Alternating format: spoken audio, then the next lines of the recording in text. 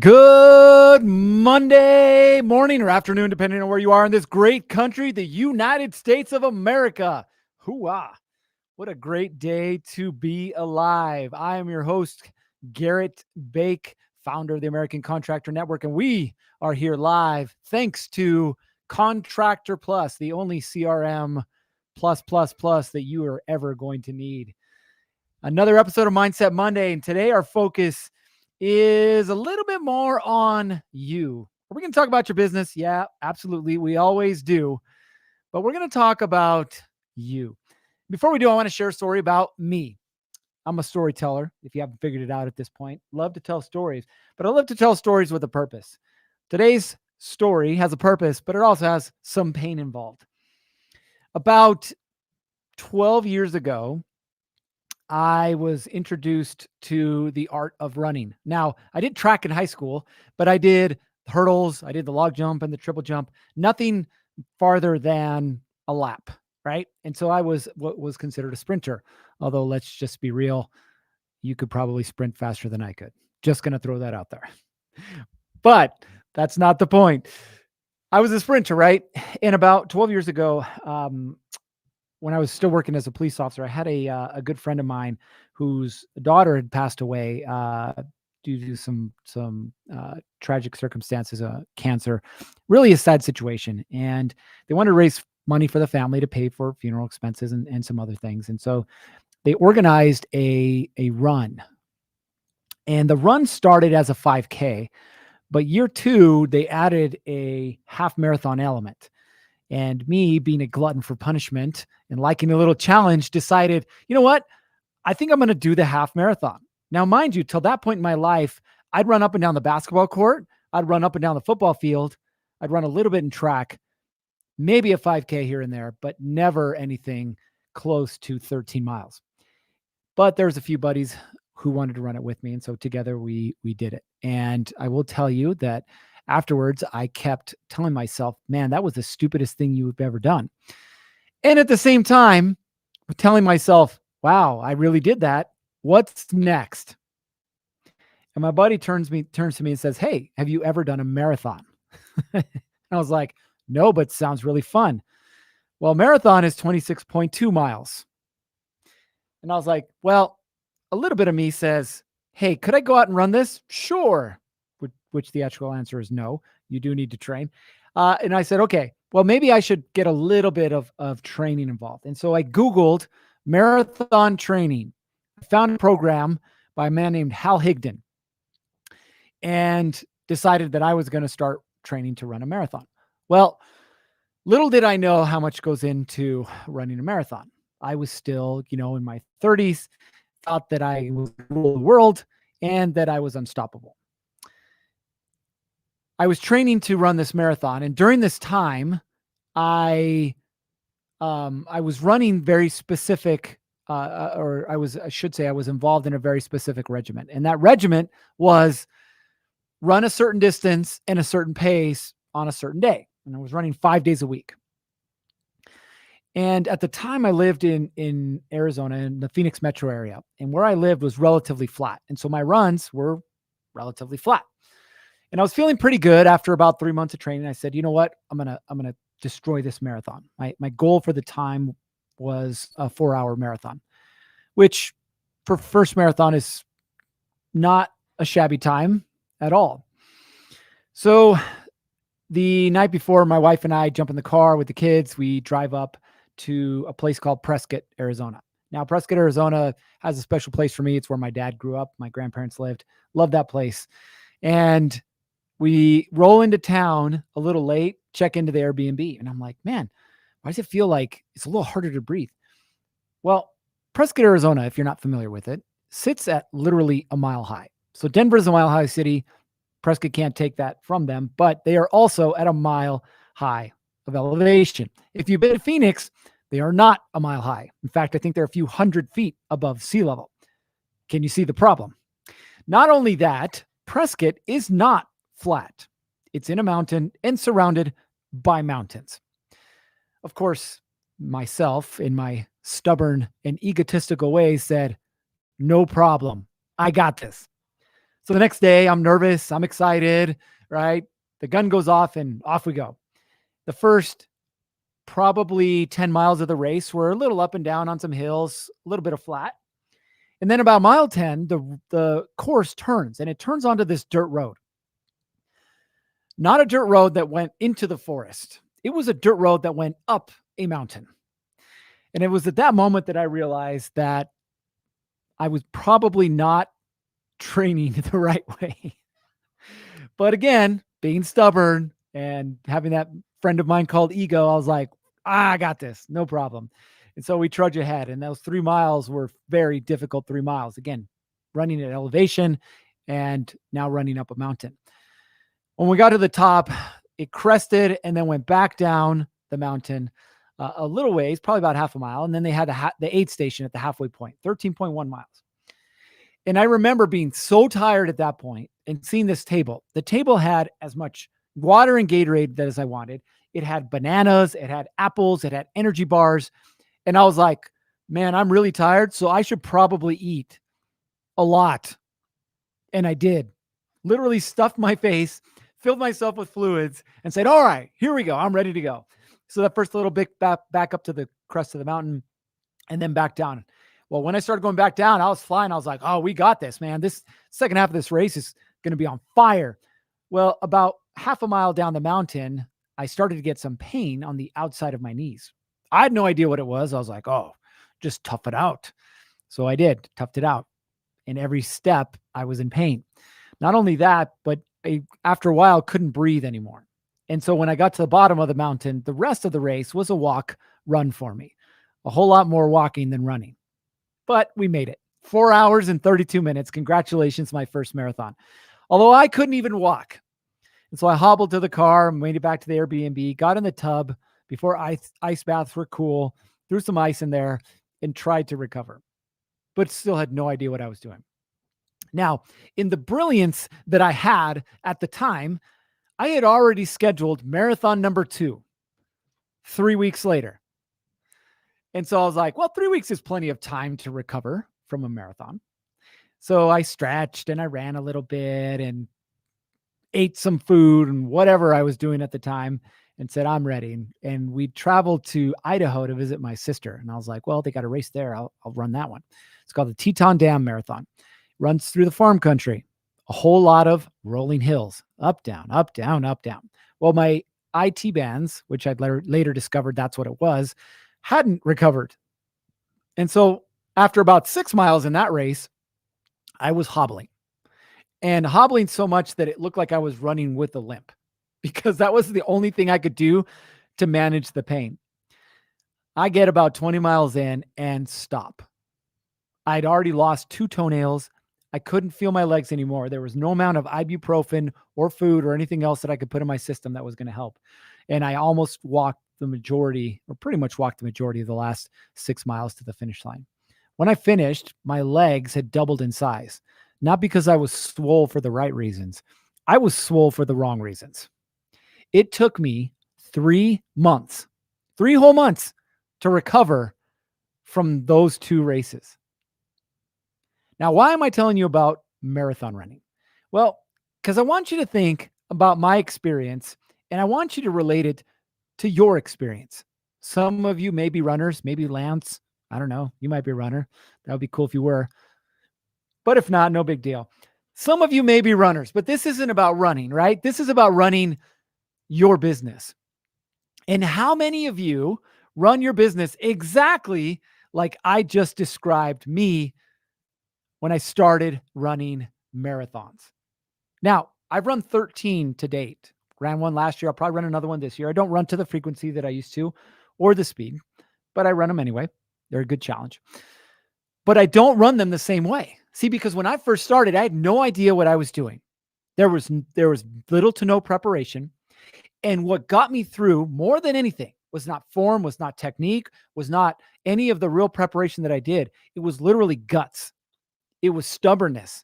It was ego that got me across the finish line. Which sounds really good, right? Because you can carry that flag of like, look at me, I did it. Congratulations, I'm awesome. Even though we know you're really not. But it sounds really cool. right? Sounds really cool to be the guy at like 11 o'clock at night. And you're like posting on Instagram. You're like still grinding, typing away at the computer, or you're at the job site and it's dark and you're like still out here getting it done, right? Sounds really cool. It's a badge of honor you can wear. But is it actually getting you what you want? And at that point in my life, I thought that it was getting me what I wanted across the finish line. The problem is I was making it way more difficult than it needed to be. I was struggling. I was hurting. I was at a place, or would at the time would go to a place mentally that you don't want to go. Now, I get it. If you haven't heard of David Goggins, you should probably research him. He's a cool dude. If you haven't read his book, highly recommend it. Can't hurt me. But there's been this mentality of David Goggins, and most of us take it the wrong way. We think that we need to do things just because they're hard. We think that we need to make it harder for ourselves than it really needs to be. Don't get me wrong. There's times you're going to be working late. There's times where things aren't going to be working the way you want them to, and you got to push through. There are times. We're not talking about that. But what we're talking about is making it harder than it needs to be. David Goggins, for example, wanted to run this particular race for charity. It's called Badwater. Forget how many miles it is. Well over 100. But in order to do that, he needed to qualify for the race. And in order to qualify for the race, he had to run a 100-mile race. And so he hadn't trained at all. All he did was what? He said, I'm going to go run the race. And so literally within a week, finds a race. He was living in San Diego at the time, finds a race and signs up for it and decides he's going to run it. Well, no nutrition, no training, and goes out and runs. Well, he almost kills himself. Like in his own way, he'll say what the effects were, but literally almost killed himself. I think he was eating like ho-hos, like donuts and Gatorade. Like that was his training for 100 miles. Now, did he qualify? Oh, 100% he did, but almost killed himself in the process. Like peeing and pooping blood. By the way, that's not a good thing. Now, I tell you that because I want you to understand the positives and the negatives of hard work. You probably grew up in the trades. You probably grew up with a father and a mother who were hardworking, working class. You probably didn't have everything you wanted as a child. And that's a good thing because it puts you in a place where you're willing to do what it takes to get the results that you want. But my question is, are you making it harder than it needs to be? And we're going to go through a little test, and this test is going to help you identify this. Okay. So I want you to think of it this way. Write it in the comments. What's the one thing that you believe has led to your current success? The one thing that you believe has led to your current success inside of your business, inside of your life. What's the one thing that you believe has led to your current success? Go ahead and drop it in the comments, right? Because this is what I want you to hear. And I'm going to tell you my story as you guys are typing this thing out and the responses are coming in. This is what I want you to hear. For the longest time, I played a game, and a game that didn't serve me. And this game was a me against the world mentality. The world doesn't want me to win. The world has it out for me. The world put me in a disadvantaged position. The world is making it twice as hard for me. And I was continuing to tell myself this story, right? And so I would subconsciously put myself in this position where I was making it harder for myself on purpose. On purpose, because I thought that that was the way that I had to prove myself. Think about that for a minute, right? I used to believe that my biggest strength was my willpower. My biggest strength was my ability to get things done. The longest shift that I ever worked as a police officer, for example, was 36 hours. 36 hours straight I worked. Now, I know you guys have probably pulled some long days, right? But unless you were in the military or some other instance, odds are you haven't worked multiple days at a time. Just the reality of it. I used to wear that as a badge of honor, right? A badge of honor. I used to wear it as a badge of honor when somebody told me I couldn't do something and I'd find a way to get it done, right? Badge of honor, badge of honor. But I was always making it more difficult than it needed to be for me. So we got Michael saying his biggest strength being straight up with customers. Dude, people have issues with that, right? Love that. Being straight up with customer. We got another answer. Handy Hand says persistence. Love it, right? Those are good things. But here's the thing, right? Persistence can also be, in my case, classified as stubbornness. If you ask my wife, by the way, I might bring her on the show one time. If you ask my wife, how was it that we ended up together? I would say persistence. She would say stubbornness. I basically bothered her until she went out with me. We met in high school. I would show up at her class before the class ended. I would like stalk her, when she was walking to her car at lunch or whatever, right? Persistence, right? Stubbornness, right? But is it always a good thing? Because I want to ask this follow-up question, which is, if right now we're looking at your business, what do you believe is the one thing that's holding you back? The one thing in your business that's holding you back. I don't want you to say more leads or that next great employee or somebody who can manage my books. I don't want to hear any of those answers. Okay. Inside of you, we're talking about you today. What's the one thing that's holding you back, holding your business back, right? That's what we're talking about. So going back to my example, and I'll start to put these pieces together. It was really hard for me to look at myself in the mirror and see what was actually happening. Like what was actually going on inside of me, what was actually happening in my life. And the success that I've experienced in life up until that point had been because of my quote unquote persistence, which was really masked stubbornness, which was really my ego saying I'm doing things to prove people wrong instead of doing things that I really wanted to do, that were leading me to the desired outcome that I wanted. Something happened after that second marathon. I decided mentally that in order for me to get the results that I wanted, actually run a race and not die, that I needed to change my approach. And my approach changed when I was willing to look at things for what they really were. When I was willing to say, you know what? As much as in my mind I say I'm a good runner, there was a grandma that was 72 years old that finished faster than I did. As much as I think that I'm as good as I really am, the truth is I'm finishing in the bottom third of all the runners in this race. So this perspective allowed me to be real about where I was at and what was really happening. And in that moment, I said, things have to change. So the first thing that I changed was my environment. Up until that point, I had really just done things by myself. Everything by myself. Like I'd get into fights on the streets. Yes, I was a police officer. Let me asterisk that. I get in fights on the streets, but I do it by myself, right? I get in car chases by myself. I go try and do all of these things by myself, by myself, by myself. By the way, I had two businesses while I was a police officer. One was a window washing business, which is not smart in Phoenix in the summertime. The other was a landscaping business. Guess what? By myself. My landscaping business, for example, I had 2 employees, but I was always with them. I would do landscaping from 6 a.m. till noon, go home, do the 3 S's, shit, shower, shave. Then I would go to work and work from 2 to midnight. Holding that flag.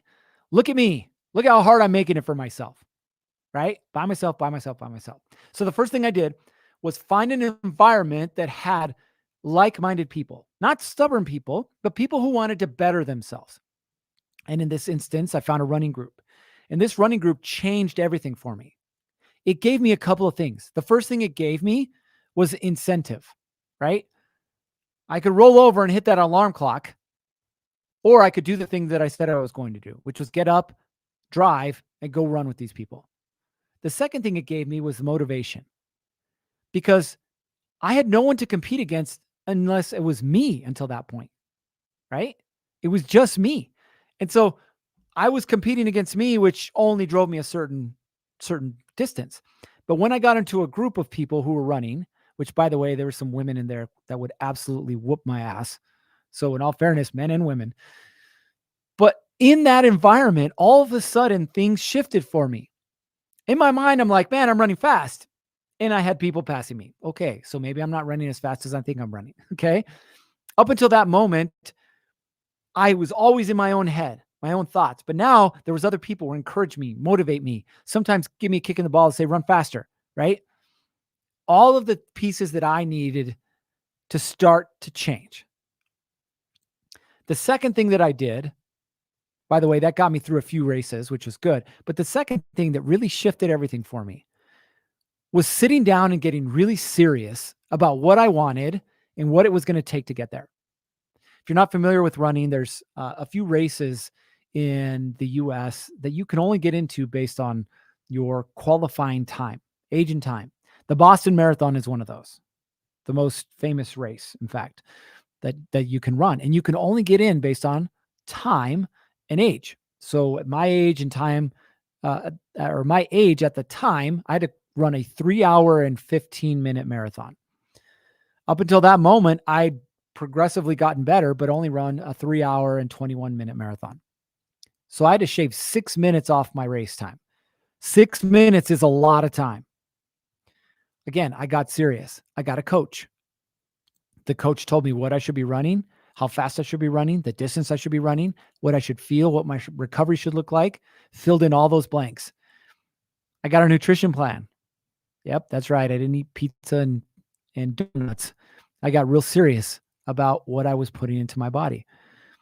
My training runs were very specific. In fact, the race that I'd circled on my calendar 4 months in advance was in an area about an hour and a half from where I was living at the time. 4 times during that 4 months, I drove down there and ran a portion of that course because I wanted to feel it. I wanted to experience it. I wanted to know where I was going to struggle. So come race day, was I nervous? Just like my first race. Was I excited? Just like my first race. But when the gun went off, I had this little thing on my wrist all of a sudden. It's called a watch. And it could tell my pace and my time. And that race was the most dialed in I've been in my entire life. Every mile, I knew what my pace needed to be. I knew when I needed to pick it up. I knew when I needed to slow it down. I knew my overall pace, right? I ran a 3 hour and 12-minute marathon. 9-minute improvement. 9 minutes. That's more than 20 seconds per mile. Huge. Why was I able to do that? Stubbornness? Yeah, there was probably a little bit of that in there as well. But more than anything, it was the fact that I'd gotten serious, put a game plan together, got a coach in place, all the support that I needed to get the end result that I wanted. That was it. And by the way, my legs felt great. They were fatigued. That felt great. Didn't lose any toenails. Like it was good, right? Why am I telling you this? Because I want you to see now the perspective from the stubbornness and the ego that got your business started, that got you going, but has ultimately gotten you as far as you are right now. You're at the point in your business that you are, not because of the economy, not because of your competition, not because of the leads coming in, not because of the people you can't seem to hire, not because of your bookkeeper. You are here right now because of you. 100% because of you. And Michael put a comment in there, says, what's holding me back is me, not doing things that I know to do, but I don't because I'm running around doing BS work. That's the worst thing. Because here's the crazy part. You've probably heard the definition of insanity before. Doing the same thing over and over and over again and somehow expecting different results. And yet, even knowing what insanity is, you still keep doing the same thing over and over again, expecting different results. If nothing changes, then nothing changes. And I want you to know right now, if you want your business to grow, if you want a better life, it's not going to happen because you're working harder. You've worked hard enough. It's time for you to start leveraging the other pieces of the puzzle. Start to examine What does your support structure look like? Who are the people around you that have influence in your life? Are these people who want you to grow, who want you to get better? Or are these people trying to hold you back? Are these people critiquing and mocking you? Are these people saying, hey, man, don't go to work tomorrow. Just come hang out with us. Hey, man, we're going on vacation for the third time this month. You want to come with us? You're like, oh, yeah, sure. Why not? Right? Supporting you on where you want to go. Number 2, get a clear game plan. We've talked about this before, and I will hammer this home until the day I die. Because if there's anything that I've seen across the board with contractors, I don't care if you're doing 200,000 a year or you're doing 20 million. It's the lack of a clear game plan. You can stumble your way to money, but you want to build a business that can run independent of you and provide the lifestyle that you want, you're going to need a game plan. The third thing, find someone to help guide you. Someone, as they say, who can see the forest through the trees. Your perspective is what your perspective is because you're driving the car. But if you're zoomed out and you get the bird's eye view, things change. All of a sudden, you can see dangers up ahead. You can see roadblocks. You can see issues, and you can make those adjustments. So find someone. You can call them a coach, a consultant, a mentor, a guide, whatever you want to call them. Find someone who's willing to be honest with you and help you navigate those things that are coming up. Because trust me, it's a whole lot easier to do that than it is to hit that reverse button and you have to go back because you went down the wrong path. So I want to ask something that's related to this whole conversation to you. And this is going to have to do with everything that we just talked about. If you remember right, the only time, or the time in my life, I should say, that I got serious about my training, about my nutrition, about my workouts, about the people I was hanging out with was when I got clear on what I wanted in that instance, right? So what is it that you right now want out of your business? What do you want out of it? And I don't want to hear more leads. I don't want to hear more money. I don't want to hear work less hours. What is it that you want out of your business? Because here's the truth, and I'm going to give you the answer, but I still want to hear what's on your mind. So go ahead and drop it in the comments. Here's the truth. Most of you don't even know what you want out of your business. You don't. I run contractor meetups every other week. I work with contractors every single day. And when I ask this question, people always get it wrong. And it's not an answer that I'm looking for because I already know what you're looking for. And the answer is the same thing across the board. It's called freedom. We all want freedom out of our lives. Freedom may look different for you than it does for me, but we're looking for freedom. It could be the freedom to go hunt and fish on the weekends. It could be the freedom to take the family on 2 vacations every year. It could be the freedom to buy your parents a house. It could be the freedom to take a trip to Italy with your family.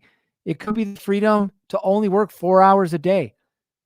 But ultimately, we're all after the same thing, which is freedom. So if you're looking at your business and right now, the direction you're going in is not more freedom, stop. That's what you call a clue. That's what you call it's taking you where you don't want to go. If you're having to choose between work and family, and your family's important to you, stop. Something's wrong. It's pulling you away from what you want. It is not giving you freedom. It's shackling you. It's throwing the handcuffs on you. Whatever analogy you want, but it's pulling you away from where you need to be going. For too many years, I focused on what I believed other people wanted out of me and what success looked like for them. So I could hang up a little badge that said, congratulations, you did it. Except it wasn't giving me what I wanted.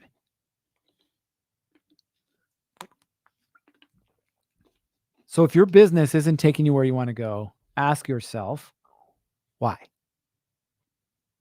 Why is it not taking me where I want to go? What are the things that are missing right now? If you can't answer that, stop. Literally stop what you're doing, because you need to answer this question. What do I want out of my business? I'll tell you, my business, for example, in 5 years, I'm not working anymore.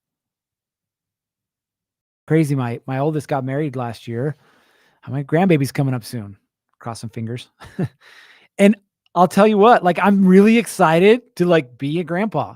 No, I haven't come up with a cool name yet. I will at some point. But I'm really excited, like, to spend time with my kids and my grandkids and help them experience life. My son wants to own a ranch. Cool. Guess what? Ranch is on the radar now. He wants Texas. I want Idaho. We'll arm wrestle over it. But ultimately, he wants a ranch. Like, how cool is that? We have a place the family can go to. We can experience the outdoors. We can just live life. But if I've got my head down and the only thing I'm worried about is that next conversation with that next person, because I think that that's going to give me the pat on the back and the attaboy that I want, it's not taking me where I want to go. I have to build a business that I can almost completely remove myself from in 5 years.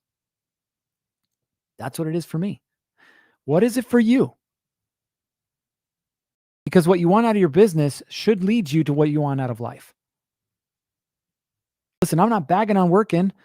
Working's great. I'm going to work till the day I die. I have to be moving. I have to be doing something. But to have the freedom to choose what I want to do, when I want to do it, and how I want to do it, that's a different conversation. What is it for you? Some of you may or may not like basketball. You may or may not like the Dallas Mavericks. You may or may not like Mark Cuban. Made his fortune in IT, bought the Dallas Mavericks, has run it for quite a few years, and now he's selling it.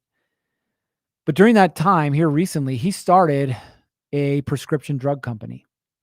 And the cool thing about the prescription drug company is he's not in it for the profits. He's in it to change people's lives. And he's changing an industry because of it. Right? So that money gave him the freedom to change an industry. What is it for you? What is the thing that you want out of your business, and what is the thing that you want out of your life? Because I'm going to tell you it's possible. There's a pretty big developer that I've come into contact with. They're in 7 states. They're called Big D Construction. And I met with the business development director last week. And as we were talking, I asked her, I said, how is it that you guys continue to grow? And she said, well, we don't grow by necessarily just randomly joining other markets, right? Or randomly opening up other markets. What we do is we look for owners who have established themselves in those markets, have built a business that doesn't support or doesn't necessarily focus on them or need them to run, and we buy them out. I was like, well, that's interesting. She said, it's so much cheaper and easier for us to go in and pay $10 million, $20 million for a business that already has the systems, the processes, the people in place, already has the connections and the contacts. And we just partner with that owner. We buy them out. They hang out with us for a little while, usually a little longer because they like us. And that's how we grow. Think about that. Think about that for a minute. What is your end game with your business? Yes, it might be freedom now, and that might be your answer, but what's your end game? Are you going to sell it, cash out, right off in the sunset? You're going to partner with somebody?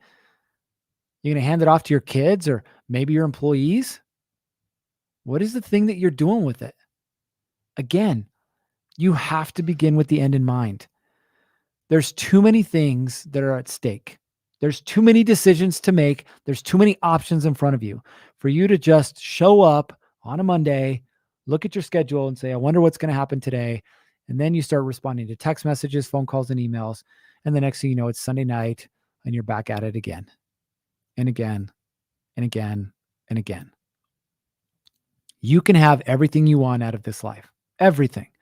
If you're clear on what that is and you have a really good game plan to get there. Are there going to be adjustments and changes you're going to need to make? Yeah, 100%. Absolutely. But that's part of life.